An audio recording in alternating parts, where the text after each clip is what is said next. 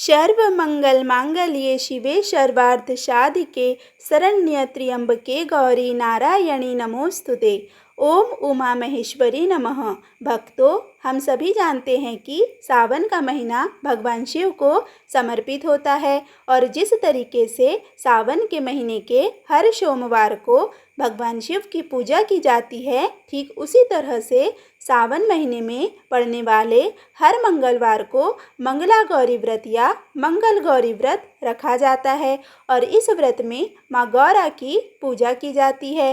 माँ पार्वती यानी माँ गौरा की पूजा का विशेष महत्व सावन के महीने में माना जाता है। अगर सावन के मंगलवार को आप विधि विधान से माँ गौरा की पूजा करते हैं, व्रत रखते हैं तो अखंड सौभाग्य का वरदान मिलता है। लेकिन आपको ध्यान रखना है कि अगर आप इस व्रत को रख रही है तो फिर इस व्रत में आपको व्रत कथा पढ़ना या सुनना बहुत आवश्यक है, क्योंकि बिना कथा के कोई भी व्रत पूरा नहीं होता। इसीलिए प्रिय भक्तों, आप पहले सुनिए मंगला गौरी व्रत की कथा। पौराणिक कथा के अनुसार एक समय की बात है, एक शहर में धर्मपाल नाम का एक व्यापारी रहा करता था। उसकी पत्नी बहुत सुंदर थी और उसके पास बहुत सारी धन संपत्ति थी, लेकिन उसकी कोई संतान न होने के कारण वे दोनों पति पत्नी बहुत दुखी रहा करते थे। बहुत पूजा पाठ करने के बाद आखिरकार उनके घर में एक पुत्र का जन्म हुआ, लेकिन उस पुत्र के जन्म के साथ ज्योतिषियों ने कह दिया कि वह अल्पायु है और 16 वर्ष का होते ही सांप के काटने से उसकी मृत्यु हो जाएगी। ज्योतिषियों की यह बात सुनकर पति पत्नी बहुत दुखी हो गए, लेकिन उन्होंने इसे अपने पुत्र का भाग्य मान लिया। उन्होंने 16 वर्ष की आयु से पहले ही अपने बेटे का विवाह एक सुकन्या से कर दिया। उस कन्या की माता माँ मंगला गौरी का व्रत रखा करती थी और उसने अपनी पुत्री को भी विवाह के बाद सुखी जीवन के लिए माँ मंगला गौरी का व्रत रखने की सलाह दी थी। विवाह के बाद कन्या ने ससुराल आकर विधि विधान से मंगला गौरी व्रत किया और माँ गौरी की पूजा की, जिसके परिणाम स्वरूप उसे अखंड सौभाग्यवती होने का आशीर्वाद प्राप्त हुआ और उस सेठ धर्मपाल के पुत्र की आयु भी बढ़ गई और उसे दीर्घायु होने का वरदान भी मिल गया। इस कारण से मंगला गौरी व्रत की मान्यता और अधिक बढ़ गई। मान्यता है कि तभी से मंगला गौरी व्रत रखा जाने लगा। इस व्रत के पुण्य प्रभाव से अखंड सौभाग्य की प्राप्ति होती है। संतानहीनों को संतान सुख प्राप्त होता है। अगर इस व्रत को कुंवारी कन्याएं रखती है तो उन्हें मनवांछित जीवन साथी की प्राप्ति होती है। जो भी महिलाएं उपवास का पालन पूर्ण नहीं कर सकती, वह कम से कम पूजा तो आज के दिन कर ही सकती है। इस कथा को सुनने के बाद विवाहित महिला अपनी सास को और नंद को 16 लड्डू देती है। इसके बाद वह इसी प्रसाद को ब्राह्मण को भी देती है। इस विधि को पूरा करने के बाद व्रती महिला 16 बाती वाले दिए से माँ गौरी की आरती उतारती है। व्रत के दूसरे दिन यानी बुधवार को मंगला गौरी माँ की प्रतिमा को नदी या तालाब में विसर्जित कर देती है। व्रत वाले दिन मिट्टी से माता गौरा की प्रतिमा बनानी चाहिए, जिसका विसर्जन अगले दिन कर दिया जाता है। अंत में माँ गौरी के सामने हाथ जोड़कर अपने सभी अपराधों के लिए, पूजा पाठ में हुई भूल चूक के लिए क्षमा मांगनी चाहिए। इस व्रत को और पूजा को परिवार की खुशी के लिए लगातार 5 वर्षों तक किया जाता है। इसीलिए शास्त्रों के अनुसार यह मंगला गौरी व्रत करने से हर मनुष्य के वैवाहिक सुख में वृद्धि होती है, पुत्र पौत्र आदि का सुख प्राप्त होता है और जीवन में सभी सुख सुविधा पूरी होने के साथ ही कभी भी कोई दुख या बाधा जीवन में नहीं आती है। अब जानिए कि किस प्रकार से आज के दिन व्रत रखना चाहिए, किस तरह से संकल्प लेना चाहिए और कौन कौन सी बातों का ध्यान रखना चाहिए। तो सावन महीने के मंगलवार के दिन सुबह ब्रह्म मुहूर्त में उठकर आपको नित्य कर्मों से निवृत्त होने के बाद स्नान करके साफ सुथरे धुले हुए वस्त्र धारण करने चाहिए। फिर माँ पार्वती जी की यानी माँ गौरा जी का एक चित्र या तस्वीर या प्रतिमा आप ले ले। अगर आपके पास तस्वीर वगैरह नहीं है तो आप मिट्टी से माँ की प्रतिमा स्वयं बना सकते हैं, जिसका विसर्जन अगले दिन करना चाहिए। यदि आप किसी तस्वीर या फोटो से पूजा कर रही है तो उसका विसर्जन अगले दिन ना करें। हर मंगलवार को उन्हीं की पूजा कर लेनी चाहिए। फिर आपको व्रत रखने का संकल्प इस प्रकार लेना चाहिए। मैं अपने पति तथा पुत्र के सौभाग्य में वृद्धि करने तथा माँ गौरी की कृपा प्राप्त करने के लिए इस व्रत को रखने का संकल्प लेती हूँ। इस तरह से संकल्प आपको लेना है। इसके बाद माँ गौरी की तस्वीर को या प्रतिमा को एक चौकी पर सफ़ेद या फिर लाल वस्त्र बिछाकर स्थापित कर दिया जाता है। फिर प्रतिमा के सामने एक घी का दीपक, जो कि आटे से बना हुआ होना चाहिए, जलाना चाहिए। दीपक ऐसा हो, इतना बड़ा हो जिसमें 16 बातियाँ जलाई जा सके, क्योंकि आज के दिन 16 बातियों वाला दीपक ही जलाना चाहिए। फिर कुमकुम, सिंदूर आदि को अर्पित करें, माँ को लाल पुष्प अर्पित करें और उसके बाद माँ का विधि विधान से पूजन करें, यानी कि उनको 16 तरीके से जो भी पूजन सामग्री है वह अर्पित करें। माँ की पूजा के बाद उन्हें जो भी 16 प्रकार की सामग्री आपने रखी हुई है, जैसे कि 16 की संख्या में आप माला रख सकते हैं, 16 लौंग, 16 सुपारी, 16 इलायची, 16 फल, 16 पान, 16 लड्डू या फिर जो भी सामग्री है वह 16 की संख्या में होनी चाहिए। 16 चूड़ियाँ जो कि हरी हो या लाल हो रख सकते हैं, या फिर 16 तरह की मिठाई आदि आप माँ को अर्पित कर सकते हैं, क्योंकि आज की जो पूजा है उसमें 16 की संख्या का खास महत्व होता है। इसके बाद 7 प्रकार के अनाज धान्य, जिसमें गेहूँ, उड़द, मूंग, चना, जौ, चावल और मसूर आदि हो, वह आपको अर्पित करना चाहिए। हालांकि मसूर का प्रयोग बहुत ही पूजन सामग्री में नहीं किया जाता, तो आप मसूर की जगह पर और किसी अनाज का प्रयोग भी कर सकते हैं। पूजा करने के साथ ही आप माँ की आरती उतारें, व्रत की कथा जरूर पढ़ें या सुनें। आरती उतारने के साथ जब आप कथा पढ़ते या सुनते हैं तो उतने समय आपके हाथ खाली नहीं होना चाहिए। हाथ में आप थोड़े चावल या जो भी पुष्प आदि रखे हो उन्हें अपने हाथों में ले ले और कथा समाप्ति के बाद माँ के चरणों में अर्पित कर दे। सबसे अंत में आरती की जाती है और उसके बाद भोग लगाया जाता है। इस व्रत में एक ही समय अन्न ग्रहण करके पूरे दिन माँ पार्वती जी की पूजा की जाती है। माँ पार्वती जी को प्रसन्न करने वाला ये सरल व्रत करने वाले को अखंड सुहाग और पुत्र प्राप्ति का सौभाग्य प्राप्त होता है। बोलिए उमापति महादेव की जय। प्रिय भक्तों, अब हम आगे के वीडियो में श्रावण मास महात्म्य के कथा अध्याय 5 का श्रवण करेंगे। ईश्वर बोले, हे सनत कुमार, करोड़ों पार्थिव लिंगों के महात्म्य तथा पुण्यों का वर्णन नहीं किया जा सकता।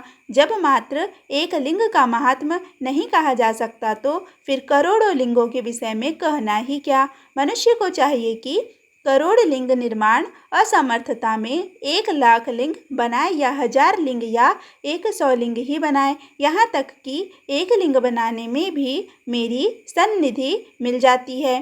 षडाक्षर मंत्र से 16 उपचारों के द्वारा भक्तिपूर्ण मन से भगवान शिव की पूजा करनी चाहिए। ग्रह यज्ञ के साथ उद्यापन करना चाहिए। उसके बाद होम करना चाहिए और ब्राह्मणों को भोजन कराना चाहिए। हे सनत कुमार, इस अनुष्ठान को करने वाले की अकाल मृत्यु नहीं होती। यह व्रत बांझपन को दूर करने वाला, सभी विपत्तियों का नाश करने वाला तथा सभी संपत्तियों की वृद्धि करने वाला है। मृत्यु के पश्चात वह मनुष्य कल्प पर्यंत मेरे समीप कैलाश वास करता है। जो मनुष्य श्रावण मास में पंचामृत से शिवजी का अभिषेक करता है, वह सदा पंचामृत का पान करने वाला, गोधन से संपन्न, अत्यंत मधुर भाषण करने वाला तथा त्रिपुर के शत्रु भगवान शिव को प्रिय होता है। जो इस माह में अनुदान व्रत करने वाला तथा हविष्यान ग्रहण करने वाला होता है वह व्रीहि आदि सभी प्रकार के धान्यों का अक्षय निधि स्वरूप हो जाता है। पत्तल पर भोजन करने वाला श्रेष्ठ मनुष्य सुवर्ण पात्र में भोजन करने वाला तथा शाक को त्याग करने से शाककर्ता हो जाता है। श्रावण मास में केवल भूमि पर सोने वाला, कैलाश में निवास प्राप्त करने वाला, इस मास में एक भी दिन प्रातः स्नान करने से मनुष्य को 1 वर्ष स्नान करने के फल का भागी कहा गया है। इस मास में जितेंद्रिय होने से इंद्रिय बल प्राप्त होता है। इस मास में स्फटिक, पाषाण, मृत्तिका, मर्तकमणि, पिष्ट, पीठी, धातु, चंदन, नवनीत आदि से निर्मित अथवा अन्य किसी भी शिवलिंग में, साथ ही किसी स्वयं आविर्भूत न हुए लिंग में श्रेष्ठ पूजा करने वाला मनुष्य सैकड़ों ब्रह्म हत्या को भस्म कर डालता है।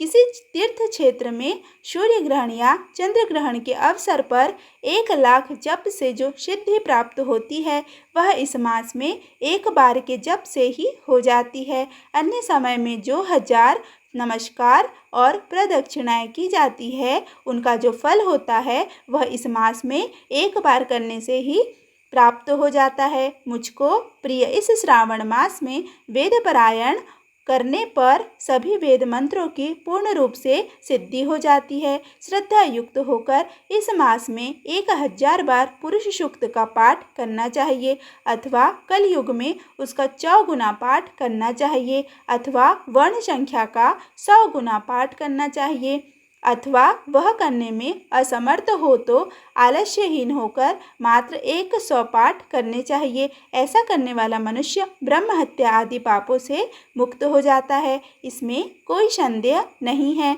गुरु पत्नी के साथ संसर्गजन्य पाप के लिए यही महान प्रायश्चित है। इसके समान पुण्यप्रद, पवित्र तथा पापनाशक कुछ भी नहीं है।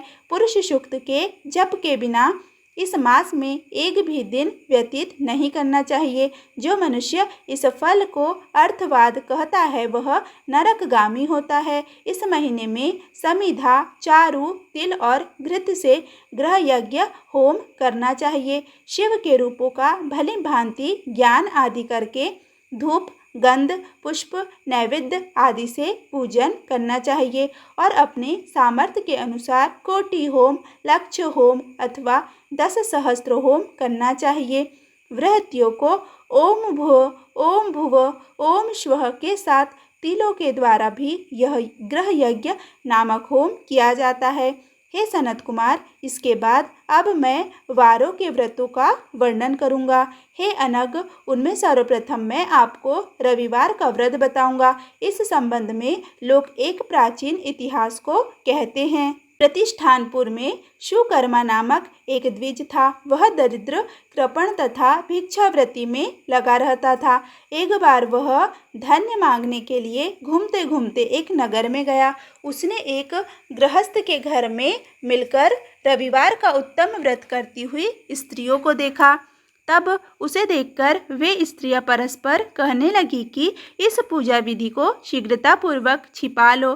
इस पर वह विप्र उन स्त्रियों से बोला, हे श्रेष्ठ स्त्रियों, आप लोग इस व्रत को क्यों छिपा रही है? समान चित्त वाले सज्जनों के लिए परमार्थ ही स्वार्थ है। मैं दरिद्र तथा दुखी हूँ। इस श्रेष्ठ व्रत को सुनकर मैं भी इसे करूँगा, अतः आप लोग इस व्रत का विधान व फल अवश्य बताएं। स्त्रियां बोली, हे द्विज, इस व्रत के करने से आप उन्माद तथा प्रमाद करेंगे अथवा भूल जाएंगे अथवा इसके प्रति अभक्ति या अनास्था रखने लगेंगे, अतः आपको यह व्रत कैसे बताऊं? उनकी यह बात सुनकर उनमें जो एक प्रौढ़ा स्त्री थी वह उस ब्राह्मण से व्रत तथा व्रत की विधि बताने लगी। हे ब्राह्मण, श्रावण मास के शुक्ल पक्ष के प्रथम रविवार को मौन होकर उठ करके शीतल जल से स्नान करे। उसके बाद अपना नित्य कर्म संपन्न करके पान के एक शुभ दल पर रक्त चंदन से सूर्य के समान पूर्ण गोलाकार 12 परिधियों वाला सुंदर मंडल बनाए। उस मंडल में रक्त चंदन से संज्ञा सहित सूर्य का पूजन करे। इसके बाद घुटनों के बल भूमि पर झुककर 12 मंडलों पर अलग अलग रक्त चंदन तथा जपा कुसुम से मिश्रित अर्घ श्रद्धा भक्ति पूर्वक सूर्य को विधिवत प्रदान करे और लाल अक्षत जपा कुसुम तथा अन्य उपचारों से पूजन करे। उसके बाद मिश्री से युक्त नारियल के बीज का नैवेद्य अर्पित करे। आदित्य मंत्रों से सूर्य की स्तुति करे और श्रेष्ठ 12 मंत्रों से 12 नमस्कार तथा प्रदक्षिणाएं करे। उसके बाद 6 तंतुओं से बनाए गए सूत्र में 6 ग्रंथियां बनाकर देवेश सूर्य को अर्पण करके उसे अपने गले में बांधे और पुनः 12 फलों से युक्त वायन ब्राह्मण को प्रदान करे। इस व्रत की विधि को किसी के सामने नहीं सुनाना चाहिए। हे विप्र, इस विधि से व्रत के किए जाने पर धनहीन व्यक्ति धन प्राप्त करता है, पुत्रहीन पुत्र प्राप्त करता है, कोढ़ी कोढ़ से मुक्त हो जाता है, बंधन में पड़ा व्यक्ति बंधन से छूट जाता है, रोगी व्यक्ति रोग से मुक्त हो जाता है। हे विपेंद्र, अधिक कहने से क्या प्रयोजन। साधक जिस जिस अभिष्ट की कामना करता है वह इस व्रत के प्रभाव से उसे मिल जाता है। इस प्रकार श्रावण के 4 रविवारों और कभी कभी 5 रविवारों में इस व्रत को करना चाहिए। इसके बाद व्रत की संपूर्णता के लिए उद्यापन करना चाहिए। हे विपेंद्र, आप भी इसी प्रकार करें, इससे आपकी सभी मनोकामनाओं की सिद्धि हो जाएगी। उसके बाद उन पतिव्रताओं को नमस्कार करके वह ब्राह्मण अपने घर आ गया। उसने जैसा सुना था उसी विधि से उस संपूर्ण व्रत को किया और अपनी दोनों पत्नियों को भी वह विधि सुनाई। उस व्रत के सुनने मात्र से शिवजी के दर्शन से तथा उनके पूजन के प्रभाव से वे कन्याएं देवांगनाओं के सदृश हो गई। उसी समय से उस ब्राह्मण के घर में लक्ष्मी ने प्रवेश किया और वह अनेक उपायों तथा निमित्तों से धनवान हो गया।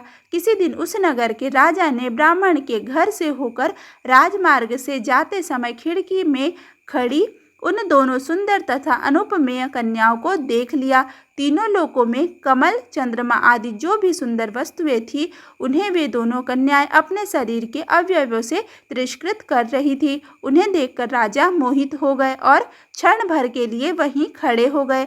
ब्राह्मण को शीघ्र बुलाकर उन्होंने दोनों कन्याओं को मांग लिया। तब उस ब्राह्मण ने भी हर्षित होकर दोनों कन्याएं राजा को प्रदान कर दी। उस राजा को पति रूप में प्राप्त करके वे कन्याएं भी प्रसन्न हो गई। वे स्वयं इस व्रत को करने लगी और पुत्र पौत्र आदि से संपन्न हो गई। हे मुने, महान ऐश्वर्य देने वाले इस व्रत को मैंने आपसे कह दिया। हे विधि नंदन, जिस व्रत के श्रवण मात्र से मनुष्य सभी मनोरथों को प्राप्त कर लेता है, उसके अनुष्ठान करने के फल का वर्णन कैसे किया जा सकता है। इस प्रकार श्री स्कंद पुराण के अंतर्गत ईश्वर सनत कुमार संवाद में श्रावण मास महात्म्य में प्रकीर्ण नाना व्रत, रविवार व्रत आदि कथन नामक 5वां अध्याय पूर्ण हुआ। बोलिए उमापति महादेव की जय।